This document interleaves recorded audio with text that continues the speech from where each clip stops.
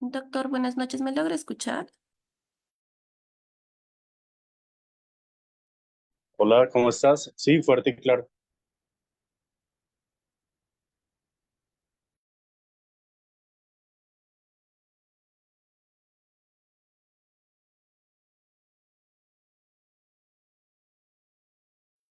¿Le parece si ya damos inicio con la sesión, doctor? Dale, perfecto, claro que sí. Ya. Buenas noches, estimados participantes. Les saluda la asesora académica Nel Martínez del Centro de Capacitación CIAF. En esta oportunidad se va a dar el curso de manejo de las lesiones musculares del deporte a cargo del doctor Cristian Cárdenas Moreno. Vamos a darle el paso. Se les recomienda mantener sus micrófonos y videos apagados, por favor, para una mejor ponencia. Adelante, doctor.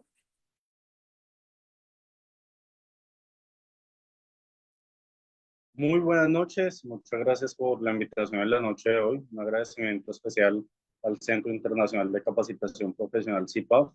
Un placer, me presento, mi nombre es Cristian Cárdenas, soy su oficial retirado de la Marina de Guerra aquí en Colombia, en la especialidad de sanidad naval. Tengo dos carreras en el área de la salud, una en enfermería, otra en radiología e imágenes diagnósticas. Cuento con diplomados y especializaciones en el área de medicina táctica, salud operacional, radiología forense, salud pública y docencia y didáctica universitaria. Actualmente laboro en la Universidad Nacional aquí en Colombia. Bien. Interrogo si el audio es bueno, por favor, ¿podrías confirmarme? ¿El audio es adecuado? Sí, doctor, sí se logra escuchar.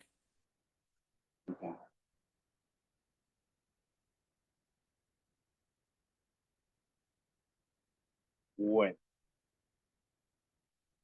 el día de hoy vamos a hablar sobre manejo de lesiones musculares en el deporte. ¿Listo? En ese orden de ideas, nos vamos a remontar a que las lesiones, ¿ya? Y todos aquellos cambios anormales, bien sea en la morfología o en la estructura de una parte del cuerpo, producida por un daño externo o interno, propiamente se va a acompañar de qué? Se va a acompañar de la rotura de vasos sanguíneos. Para poder prevenir, entonces, inicialmente, todo este tipo de eventos dentro del área deportiva, es necesario, ¿ya? Iniciar con un calentamiento. Esto, el propósito del calentamiento y la finalidad del mismo siempre va a ser que poder preparar al cuerpo para los ejercicios que vienen. Este tipo de actividades, entonces, inicialmente comienzan con un ritmo muy lento e intensidad muy reducida, ¿verdad? Posteriormente, con el aumento de la temperatura corporal, ¿ya? Que es lo que se busca con estos ejercicios lentos y progresivos, el flujo sanguíneo y la flexibilidad van a aumentar. ¿Listo? Entonces, siempre es importante, ¿ya? Hacer este tipo de actividades para calentar músculos, articulaciones, ¿ya? De una manera progresiva, ¿de acuerdo? Y de esta manera, pues poder evitar cualquier tipo de lesión durante la actividad. Hay una serie de ventajas que también cabe resaltar y es que en el momento en el que se hace el calentamiento, ya todos los deportistas de alto rendimiento lo hacen con el objetivo de ¿qué? De disminuir la probabilidad de un tirón en el músculo, ¿ya? También de disminuir la probabilidad de alguna lesión o desgarro, disminuir el dolor articular, disminuir la probabilidad de lesiones de alto impacto y de esta manera reducir el dolor muscular después del entrenamiento. Entonces, todo ese tipo de conversaciones ya o de, llamémoslo mitos, que el cuerpo duele si no se realiza un adecuado calentamiento, tiene mucho de verdad dentro de cada uno de sus contextos, ¿ya? Puesto que realmente sí es una manera de poder reducir, ¿ya?, dicha sensación. Dentro de los principales ejemplos de ejercicios de calentamiento, entonces, no solamente vamos a enfocarlo en deportes de alto impacto, sino que también vamos a enfocarlo en qué. Vamos a enfocarlo en aquellos ejercicios que se realizan en el gimnasio, ¿no? Por ejemplo, antes de levantar peso, para activar todo el sistema musculoesquelético, ¿ya? Como lo son los jumping jacks, los columpios de piernas, los círculos de hombros, de brazo, cabeza, manos, miembros superiores, miembros inferiores, saltos, brincar la cuerda también es un ejercicio que ayuda mucho y activa todo el cuerpo de manera pareja, sentadillas, mmm, caminar o trotar, ya lo que conocemos con el nombre de cardio, giros de torso y círculos en cada una de las articulaciones. Para todo este proceso, entonces, es importante tener en cuenta que el dolor se define como aquella sensación, ¿ya?, que vamos a compararlo con la clavada de una aguja, la cual va a impedir su contracción. Se produce por elongación, entonces el tema de estirar un músculo más allá de su capacidad de estiramiento o por una fuerte tracción dentro del mismo. Entonces, allí se puede causar ¿qué? Rotura fibrilar, miositis osificante y rotura muscular.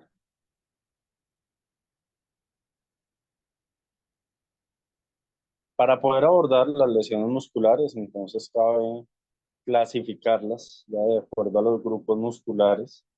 Dentro de ellos vamos a nombrar los isquiotibiales, el tríceps sural, los cuádriceps, el dorsal ancho, los abdominales, y de acuerdo a su localización, entonces vamos a clasificarlos en isquiotibiales y en cuádriceps. Esto siendo uno de los principales músculos que generalmente se pueden llegar a afectar. Resulta que los mecanismos de producción, es decir, las diversas maneras que pueden generar las lesiones, entre ellas vamos a encontrar las isquiotibiales, que son salidas a velocidad. Ya esto es muy común en deportes como lo son atletismo, ¿no?, enfocando hacia pruebas de velocidad, hacia pruebas de entrega de testillo, ¿no?, hacia pruebas de fondo, entre otros. Por otro lado, y no menos importante, entonces tenemos el de golpe de balón. Dentro de aquellas lesiones de mecanismos de producción de golpe de balón, entonces generalmente lo que se va a afectar es el cuádriceps.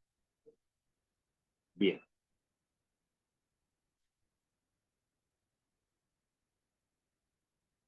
Por otro lado, tenemos entonces dentro de los mecanismos de producción los saltos, ya que también es muy común en deportes como qué, como baloncesto, atletismo, salto de garrocha, mmm, todo lo relacionado también con deportes aéreos, ¿ya?, donde caen de forma directa después de llevar a grandes velocidades, ¿ya?, y a veces no suelen descompensar toda la energía, ¿ya?, en todo el cuerpo, sino que la reciben únicamente los miembros inferiores. Tenemos la abducción forzada, ¿ya?, donde va a lastimar los abductores, y agentes externos como lo son contusiones con cuádriceps de forma principal. Dentro de la clasificación, entonces vamos a abordarlo de acuerdo al dolor muscular post-esfuerzo. Vamos a clasificarlo en calambres, contusión, contractura, elongación rotura fibrilar, rotura parcial y rotura total. En cuanto a la clasificación, entonces podemos hablar de tres. Generalmente tenemos la de grado 1, grado 2 y grado 3. En la de grado 1 tenemos roturas fibrilares, ya realmente es algo muy leve. Posteriormente tenemos roturas parciales o también clasificadas dentro del grado 2. Y finalmente tenemos la rotura total o de grado 3. De eso, estas son las clasificaciones más comunes, ¿ya? Que suelen aparecer. Por otro lado, no menos importante, entonces tenemos también dolores musculares al posesfuerzo inmediato.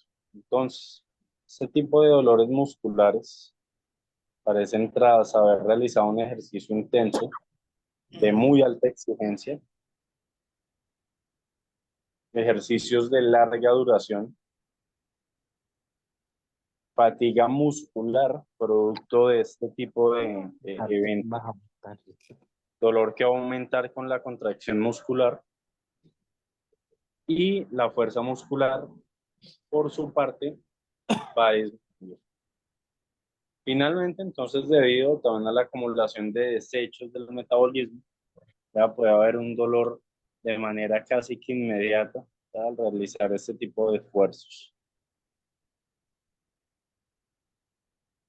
Bien. Por otro lado, tenemos entonces dolor muscular de aparición tardía. Estos son aquellos eventos que suelen tardar un poco más de lo usual. Estos van a tener un tiempo de poder aparecer entre 24 a 48 horas posteriormente a la realización del deporte.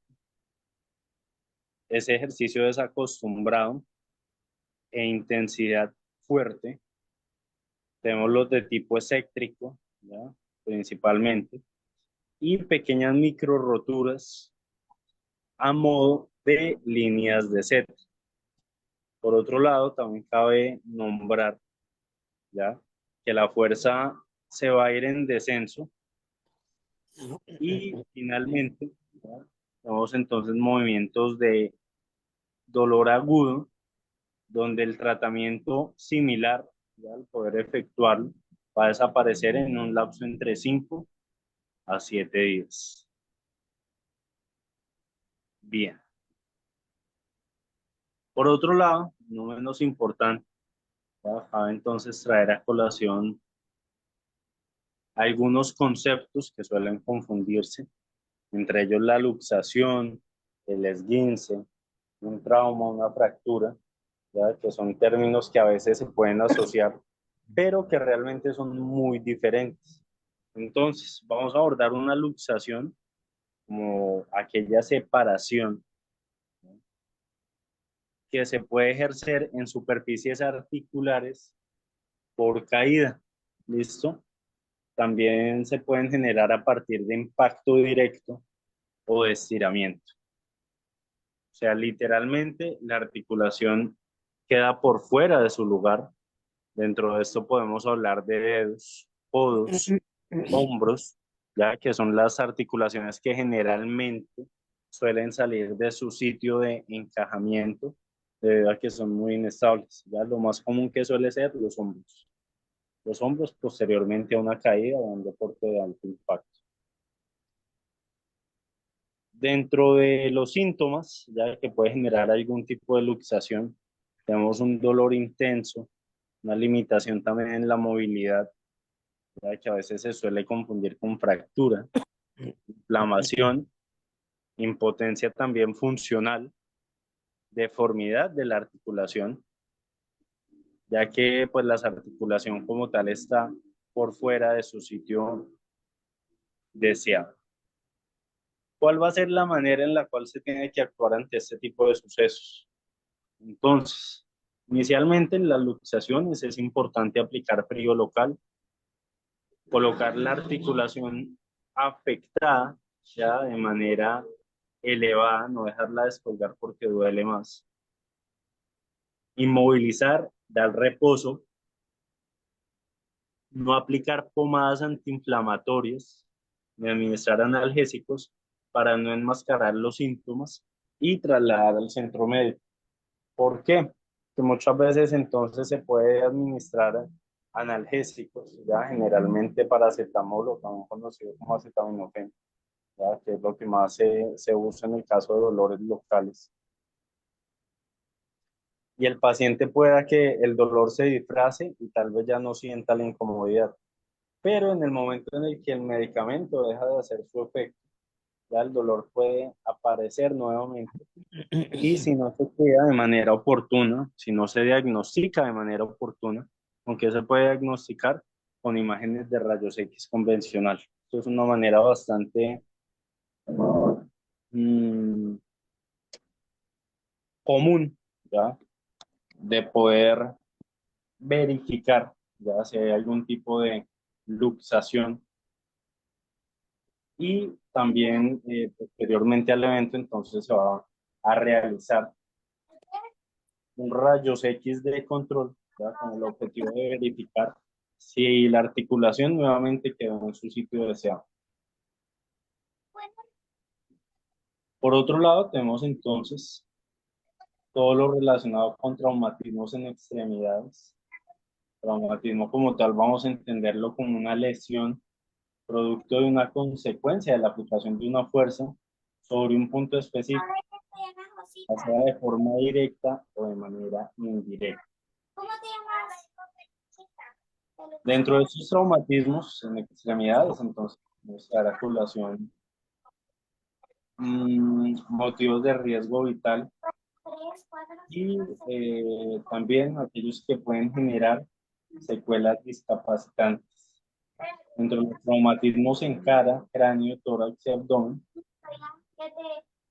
son motivos de poner en riesgo la vida, más que todo lo que son traumas cráneoencefálicos moderados y severos, y pueden dejar secuencias estéticas y también funcionales. Entonces, con los traumatismos hay que tener un especial cuidado. Para aquellas personas que tienen el audio encendido, les agradezco si lo apagamos. Muchas gracias. Por otro lado, no menos importante, entonces tenemos el abordaje de los esguinces. Los esguinces como tal es aquella separación momentánea de las superficies articulares provocado por un movimiento forzado, traumático, ¿ya? Donde puede haber rotura del ligamento o inclusive se puede arrancar un trozo del hueso. Entonces, hay algunas que se pueden combinar y en este orden de ideas se van a conocer con el nombre de ¿qué? De luxofracturas, ¿vale? Entonces es importante también poder diferenciarlas, ¿ya? Y tener claridad dentro de las líneas. Finalmente, y no menos importante, entonces tenemos el abordaje de las fracturas. Las fracturas son pérdidas de continuidad estructural del hueso. Las fracturas vamos a clasificarlas en aquellas incompletas o completas, transversales, oblicuas, espiroideas y con minutas, así como cerradas o abiertas. Ya las abiertas generalmente tienen mayor riesgo de infección. Dentro de los síntomas es un dolor muy intenso, ¿ya? Que va a aumentar con la movilidad de la extremidad. Sí o sí va a aparecer edema, ¿ya? Es decir, inflamación, deformidad de la extremidad y finalmente la impotencia funcional. Bien, teniendo en cuenta entonces los términos anteriores, nos vamos a las secuencias de la lesión muscular.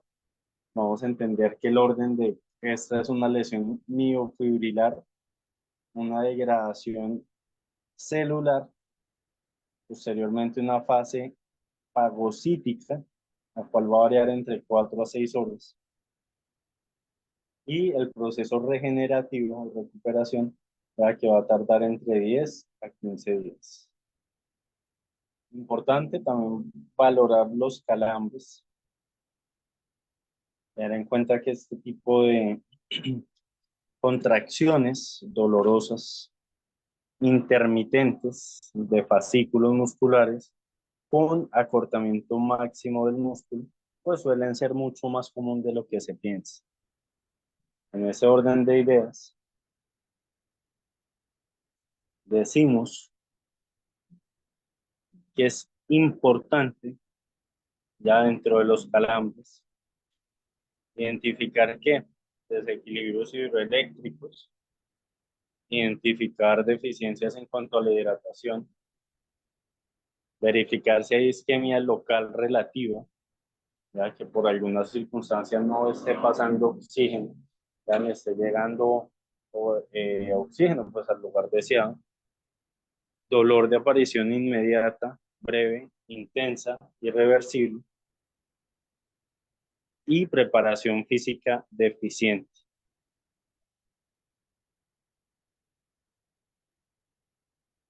Por otro orden de ideas, tenemos entonces las contusiones musculares.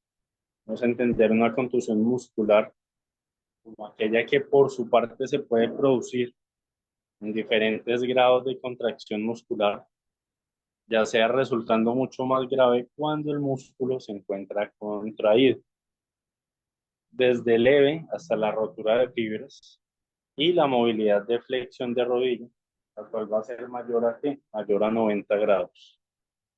En ese orden de ideas, se puede notar un hematoma intramuscular. El hematoma se va a verificar como aquella equimosis, ¿ya? O aquel cambio importante de tonalidad de coloración, ¿ya? Que va a sufrir el sitio afectado. Inicialmente estas equimosis comienzan con un color rojizo, ¿ya? Rosado, cuando son inferiores a 48 horas. Cuando llevan más de 5 días, ya comienzan a cambiar a un color azul o morado. Y finalmente, cuando llevan más de 10 días, entonces ya toman una tonalidad verdosa o amarillenta, que es generalmente cuando ya van a desaparecer. Por otro lado, tenemos entonces las contracturas. Allí va a haber aumento de la tensión miotática, que va a aparecer tras un esfuerzo prolongado de fuerte intensidad, que va a originar una isquemia del músculo, por lo que pierde su capacidad de poder eliminar de manera rápida su detritus, los cuales se van a entender como aquellos residuos generalmente sólidos que provienen de la descomposición de fuentes orgánicas y también minerales. Dentro de ellas se van a acumular entonces todo lo que es el potasio y el lactato tras ejercicios en anaerobiosis. Cuando se ha sobrepasado el límite de la elasticidad de un músculo, no existiendo daño anatómico, entonces pueden aparecer consecuencias como que dolor no intenso en el momento del esfuerzo, puede aparecer dolor con movilidad contra resistencia, puede aparecer menor dolor en contracción, ya sea isométrica o estiramiento pasivo, entre otros. Dentro de la rotura fibrilar, entonces tenemos lesiones ya por mecanismo indirecto, que van a salir tras una brusca contracción muscular, originando todo lo que es una solución de continuidad de un número variable de fibras al sobrepasar su límite de elasticidad. ¿Qué puede ocurrir entonces durante las roturas fibrilares? Entonces, se puede evidenciar que sea de manera parcial o total, es decir, un solo sector, ¿ya? O por completo, los músculos biarticulares y la presencia de hemorragias, donde va a haber una importancia en la cicatriz intersticial o intramuscular. Bien.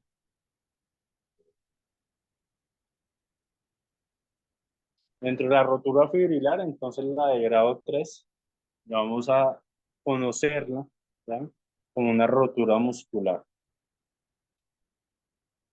Cabe resaltar entonces que eh, esto suele deberse a una subestimación de la lesión en reposo insuficiente o a errores terapéuticos. Entonces es por eso que los deportistas de alto rendimiento tienen un equipo tan multidisciplinar, ¿verdad? Para la valoración musculoesquelética de cada uno de los deportistas, ¿verdad? Y se les da el interés que cada uno de estos amerita.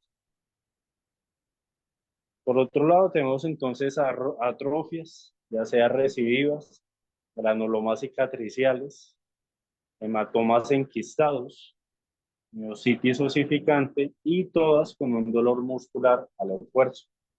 Entonces, por otro lado, no menos importante, cabe entonces destacar que son la evolución complicada de las anteriormente nombradas, por lo que aparecen tras el transcurso de un tiempo variable desde el accidente. Es que estas roturas fibrilares vamos a clasificarlas en tres. Vamos entonces las leves, las menos graves y las graves. ¿Listo?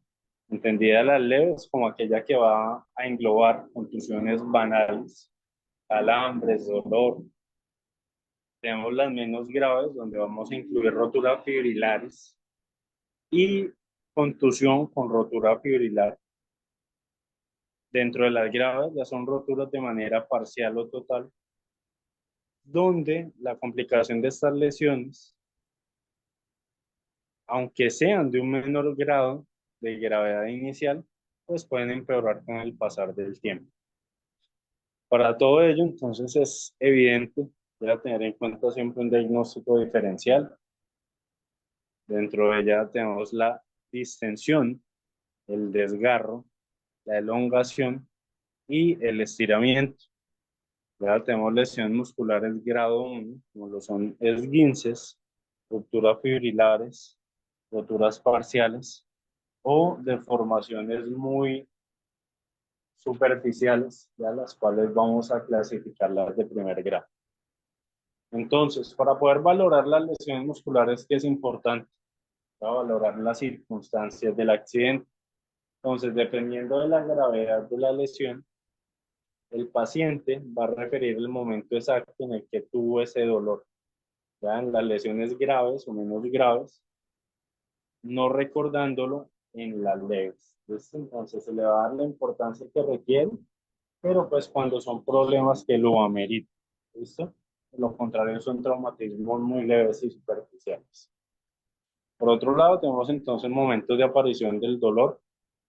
En las leves no lo recuerdan con precisión, pero en las graves es un dolor casi que de manera instantánea, incluso a modo de chasquido, donde en reposo el dolor disminuye, pero en contracción el dolor aumenta.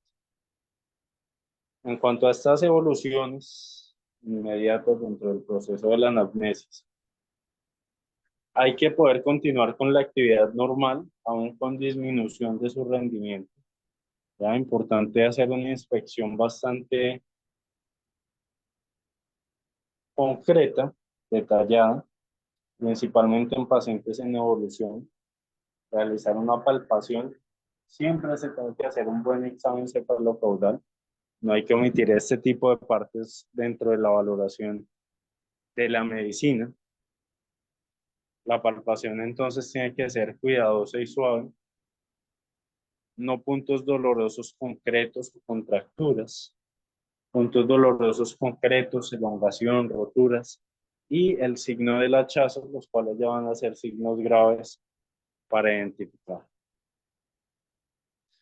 Dentro de la exploración, la anamnesis, ya hay todo este tiempo con el paciente, ya hay que realizar una exploración adecuada. Entonces, para esta exploración es importante realizar muy buena movilidad, realizar estiramientos para valorar la evolución del paciente, valorar la contracción, valorar movimientos contra resistencia y la evolución en cada una de las roturas. Para diagnosticarlo, entonces hay diferentes ayudas diagnósticas. Inicialmente tenemos el examen cefalocaudal, la palpación, la percusión para poder verificar puntos en concreto, ¿no? A partir de allí se hace un perfilamiento y vamos a terminar de corroborar con equipos de ecografía, que es generalmente el más usado, ya que es muy práctico y útil. Tenemos el termógrafo, la termografía, que es muy poco usual. Análisis de transaminasas, TGO, TGP, resonancias magnéticas, las cuales son muy buenas, porque sí o sí nos van a brindar información detallada de tejidos blandos, ya en diferentes reconstrucciones, ya en diferentes proyecciones también, ¿ya? Y un enfoque muy especial en tejidos blandos, ¿listo? Pero realmente son poco disponibles y bastante caras. Dentro del diagnóstico diferencial, entonces podemos denotar todo lo que son hernias aponeuróticas, síndromes compartimentales, retención del entorno venoso, dolor intermitente, un ejercicio que va a desaparecer en reposo. Dentro del tratamiento, entonces, cabe destacar, importante aplicar el RICE, ya que es reposo, hielo, compresión y elevación de la extremidad. Esto entonces, reposo, hielo, compresión y elevación de la extremidad. Dentro del tratamiento, entonces, sin sustrato anatómico, vamos a valorar la contractura, donde vamos a denotar reposo, calor, eh, el calambre, en cuanto a los estiramientos, y finalmente el DOMS, que es el mismo ejercicio, pero con menor intensidad. Cuando se hacen con sustrato anatómico, entonces vamos a usarlo en la fase de formación del hematoma, es decir, dentro de las primeras 72 horas o 3 días, donde se va a cohibir la hemorragia. Entonces, con sustrato anatómico vamos a usar todo lo que es frío, calor, AINES, relajantes, fármacos. Es importante no dar masajes de amasamiento, pero sí a forma de drenaje y estiramientos también muy suaves y controlados. Dentro de la fase de cicatrización, comprendida entre los 7 a los 10 días, vamos a tener en cuenta la termoterapia, la vascularización, las contracciones con corrientes en isométricos y evitar la organización también del hematoma.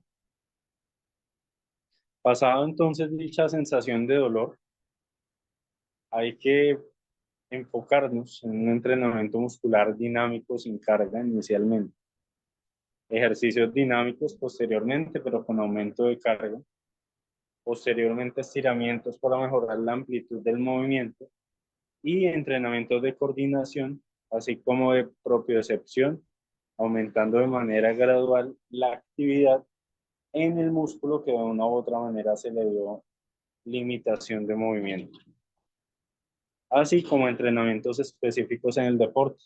Entonces, por eso todos los procesos de rehabilitación y de tratamiento suelen ser bastante largos, complejos, pero también a su vez enriquecedores.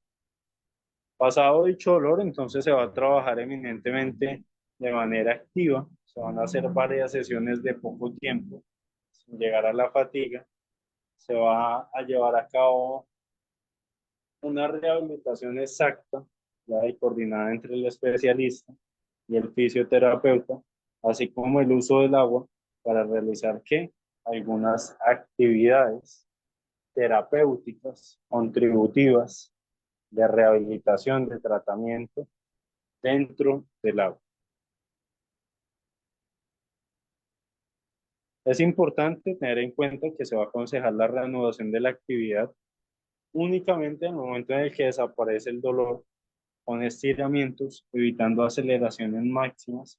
¿Durante qué? Durante un tiempo mayor a 15 días y efectuando una remusculación de forma electiva. Bien, importante, ya también tener en cuenta que una instauración precoz de la rehabilitación ocasionada a partir de las curaciones mucho más rápidas con restricción de la circulación y mejoramiento de la fuerza, pero no vamos a comenzar con la reeducación antes de que se inicie el proceso de cicatrización, donde en este lapso de tiempo es donde se le va a dar la importancia y se va a dificultar el poder elegir el momento oportuno para la aplicación de cada terapia. ¿Listo? Entonces, importante, finalmente, ¿no? Y cabe rescatar que en las fracturas de las extremidades siempre va a ser primordial la inmovilización de la articulación superior e inferior de la fractura. Entonces, si hay una fractura eh, ubicada en la mayor articulación del cuerpo, que es la rodilla, desde donde se tiene que movilizar, desde la cabeza del fémur hasta el tobillo. ¿Para qué? Para evitar todo lo que son movimientos secundarios. De esta manera, evitar ya afecciones mucho más complejas. Dentro de las complicaciones de las fracturas, entonces tenemos compromisos vasculares, nerviosos, hemorragias, shock hipovolémico, shock neurogénico debido al dolor y infecciones en fracturas abiertas, ¿vale? Hay que tener entonces presente que el profesional en salud siempre se espera tacto, simpatía y comprensión, ¿vale? Ya que el paciente pues, realmente no se considera como una simple colección de síntomas, signos y alteraciones funcionales, órganos lesionados y emociones perturbadas. Este es un ser humano temeroso, lleno de esperanza, que va a buscar alivio, ayuda y restablecimiento. Para el profesional en salud, como para el antropólogo, nada humano es extraño o repulsivo. El misántropo puede convertirse en un astuto diagnosticador de enfermedades, pero difícilmente puede esperar tener éxito en el campo de la salud. El verdadero profesional es aquel que se interesa en el prudente y en el pato, en el orgulloso y en el humilde, en el héroe estoico y en el mañoso quejumbroso. Una persona que trabaja siempre por la gente y para la gente. Muchas gracias. Finalmente, ya los voy a dejar entonces con un video donde vamos a traer a resumen, ¿ya?, el tratamiento de algunas lesiones musculares.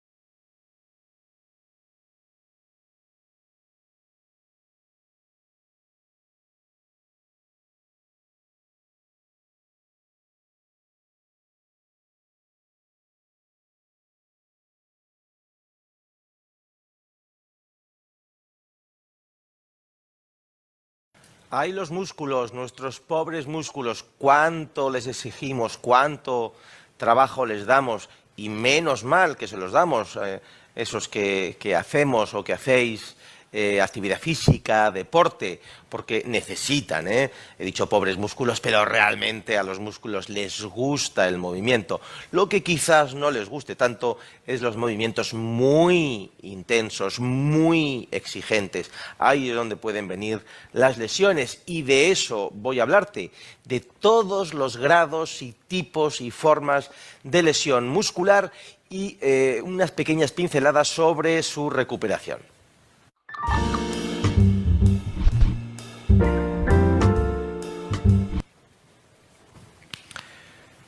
Muy bien, vamos a ver los tipos de lesiones, pero primero vamos a hacer un breve repaso de cuál es la estructura de un músculo, ¿sí? Para empezar tenemos aquí todo el músculo completo, ¿sí? Que se une mediante un tendón a un hueso, se inserta en un hueso. Si ahora miramos el músculo más microscópicamente, veríamos un fascículo muscular, un haz de fibras musculares. Todo ello, tanto el músculo como el menor, como el más pequeño, que es ya la fibra muscular, están envueltos en una fascia, en un tejido fibroso, que es el que da estructura al músculo, y es la parte que verdaderamente se rompe, porque luego lo otro, el contenido, es como el zumo de la naranja. Está la piel, las bolsitas, los gajos, ¿verdad? Todo eso es la fascia, y el zumo sería la parte muscular, la parte activa. Esa es menos, mucho menos resistente, ¿de acuerdo? La que se rompe verdaderamente es la parte fascial, la parte de tela, de tejido que sostiene, ¿sí? Entonces, es para que entiendas cómo está hecho de más grande a más pequeño, de fibras más grande hasta la fibra muscular y la miofibrilla, donde ya está la actina y la miosina, que son las que se contraen. Cuando se rompe un músculo, se rompen una serie de fibras, fascículos, más o menos cantidad. ¿De acuerdo? Esto es un poco... Tienes en mi canal otros vídeos donde explico mucho más extensamente cómo funciona un músculo, qué es un músculo, pero en este vamos a dejarlo así. Muy bien, vamos a ver ahora las lesiones de menos grave a más grave. Y la menos grave es la sobrecarga muscular, que es la propia del sobreesfuerzo o acumulación de los mismos. Cuando hablamos de sobreesfuerzo y de qué es eso del sobreesfuerzo, tenemos que pensar en que cuando un músculo funciona, cuando un músculo trabaja, por un lado tiene un traumatismo, hay traumatismos, el músculo tiene microlesiones pequeñísimas, muy pequeñas, microinflamaciones, y por otro lado hay una producción de sustancias de desecho. El músculo está recibiendo un montón de sangre con oxígeno, con combustible, lo quema, todo eso lo quema para producir energía con la que contraerse y funcionar, y elimina sustancias de desecho, todos los residuos de esa contracción, de ese trabajo. ¿Sí? Es como una fábrica a la que entran combustibles, se procesan y salen unos desechos. Bien. Si esos desechos no se consiguen eliminar de forma adecuada por la duración del ejercicio, por poco reposo entre una actividad y otra, etcétera, el músculo se va agotando, se va intoxicando, se va acumulando todos esos residuos. Además se van acumulando esos microtraumatismos y empezamos a tener esa sensación de sobrecarga, malas sensaciones en un músculo, ¿vale? Que por lo general se solucionan fácilmente con un poquito de reposo y con un poquito de cuidados, ayudando a limpiar ese músculo, ayudándolo a relajar, ¿vale? Porque esa intoxicación empieza a hacer que el músculo ya esté contrayéndose de forma indebida, ya está en un mal ambiente, ya ese intercambio de oxígeno y de nutrientes no se da bien porque el ambiente ya está intoxicado. Todo está empezando a funcionar mal, ¿sí? Y por eso mismo supone un riesgo de lesión, pero no impide la actividad. Una sobrecarga no va a impedir la actividad. Tú puedes volver a hacer deporte, además seguramente cuando ya calientes y la maquinaria esté otra vez funcionando vas a poder trabajar con normalidad, pero ya estás empezando a acercarte al riesgo de lesión, las probabilidades de que algo ya no funcione bien, de que el músculo y todo el sistema neuromuscular cometa un error y ¡clac!, rompa, ¿sí?, de que el músculo no responda bien a los requerimientos, va a ser mayor. Así que, bueno, es algo que hay que saber, ¿sí?, que uno está jugando ya con un poquito de fuego. Vale, las contracturas musculares, esto ya es un paso más, es una sobrecarga que ya se ha estructurado, ya hay un espasmo, una contracción más intensa del músculo, el proceso es el mismo, es esa intoxicación, esa acumulación, pero ya aquí el músculo ha empezado a contraerse de forma involuntaria, esa contracción constante hace que el músculo esté todavía más ahogado, que le llegue peor la sangre, que elimine peor las sustancias de desecho, ya ha entrado en un bucle del que ya el músculo no es capaz de salir por sí solo, ya se genera dolor, ¿sí? Ya es molesto, ya es mucho más difícil tener una actividad física. Quizás si uno insiste, puede que entre en calor y aquello más o menos funcione, pero ya los riesgos son elevados, son propias del esfuerzo y la acumulación peor llevados que en el anterior caso, más acusados, más intensos que en el anterior caso. No has parado, andabas con sobrecarga y no has parado, o bueno, has tenido una actividad concreta que ha superado la capacidad de ese músculo de responder y de eliminar y de luego relajarse, y ha entrado en ese bucle de contracción sostenida, de contracción crónica. ¿Sí? Más o menos se soluciona, más o menos. A veces cuesta más y otras menos, pero tiende a solucionarse fácilmente en unos días, unas semanas, ¿sí? A veces cuesta más, ¿vale? Según el grado de... ¿sí? Con reposo y con cuidaditos, ¿vale? Lo mismo, masoterapia, calorcito, relajación, ayudar a ese músculo a que respire y a que recupere su metabolismo normal y su funcionamiento normal.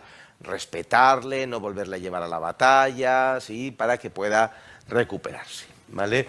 Y por supuesto es más incapacitante, ya genera dolor y supone mucho más riesgo que el anterior. Volver a jugar un partido cuando uno está con una contractura en el isquiotibial o en el cuádriceps o en el aductor, por ejemplo, un partido de fútbol me refiero, ya estás jugando con fuego. Las probabilidades de que te rompas estadísticamente son bastante más altas. Así que, bueno, es una decisión, ¿verdad?, personal, pero creo que si no eres profesional, pues ya sabes lo que tienes que hacer. Distensión muscular. Aquí ya ha habido un gesto brusco, un error de programación, una contractura que ya venía, algo sí ha hecho que el músculo tenga un tirón, que tenga una solicitación mecánica que ha sobrepasado su capacidad de gestionarlo, y se da un sobreestiramiento. Es como si yo cojo esta camiseta, tiro, sí, probablemente suene cri, cri, cri, suenen unos ruiditos, ¿verdad? Pero la camiseta se mantiene bien, es decir, no se ha roto, no se ha hecho ninguna raja. Sin embargo, se queda toda como cedida. Eso es una distensión. No hay rotura, pero sí el tejido se distiende y hay micro roturas, muchas micro roturas microscópicas. Si mirásemos ese tejido al microscopio, veríamos que está alterado. Puede haber edema, puede haber, el cuerpo empieza a producir líquidos, ¿sí?, en respuesta a esa agresión, se da una inflamación, etcétera, pero no suele haber sangrado, no hay rotura macroscópica de tejidos, no hay rotura de vasos sanguíneos, no hay sangrado. La recuperación entre 15 y 20 días con tratamiento. En ocasiones puede ser menos, si se cuida bien, si la persona tiene una condición muy buena, puede ser menos, ¿vale? Y es incapacitante, en principio no debe de jugarse otra vez, no debe de continuarse con la actividad física, pero puedo asegurar que hay jugadores que vuelven a jugar partidos porque son importantes, están jugando altamente con fuego, ¿sí?, pero juegan, sí, todavía sería posible tener una actividad física. Vas a estar mermado, malas sensaciones, molestias, mucho riesgo, pero se puede, algunas personas pueden hacerlo, ¿sí? Yo, obviamente, no lo voy a recomendar. Rotura de fibras grado 1, ya es una rotura macroscópica. Macroscópica quiere decir que si abriéramos podríamos ver ahí con nuestros ojos el tejido roto. En la distensión todavía no es macroscópica, son roturitas microscópicas. Y es de una pequeña parte del músculo, es una zona pequeña, se puede sentir a veces con las manos una zona, pero bueno, no es tan claro, ¿vale? Puede ir o no acompañada de sangrado, en realidad casi siempre hay sangrado, pero a veces ni lo vemos porque es una cantidad pequeña, no llega a ser visible en la piel, ¿vale? Pero si ya hay rotura macroscópica de tejido, hay pérdida de sangre, siempre, ¿vale? Es incapacitante, ya genera dolor, ya vas a notar un dolor puntual en la zona de la rotura. Hay gente que todavía sigue jugando con una rotura de fibras, y siguen jugando y por ser posible todavía llega a ser posible. Pero bueno, ya el riesgo de romperte más sigue creciendo, ¿vale? Y en principio hay que parar, ¿vale? Es incapacitante. La recuperación entre 21 y 30 días con tratamiento. Más o menos en 21 días ya podríamos estar hablando de que la cosa está terminada, podríamos empezar a tener una actividad, y si hemos hecho un buen tratamiento los 21 días anteriores y ya hemos ido solicitando al músculo poco a poco con una progresión, pues probablemente a los 21 días podamos estar ya en una actividad física intensa, ¿vale?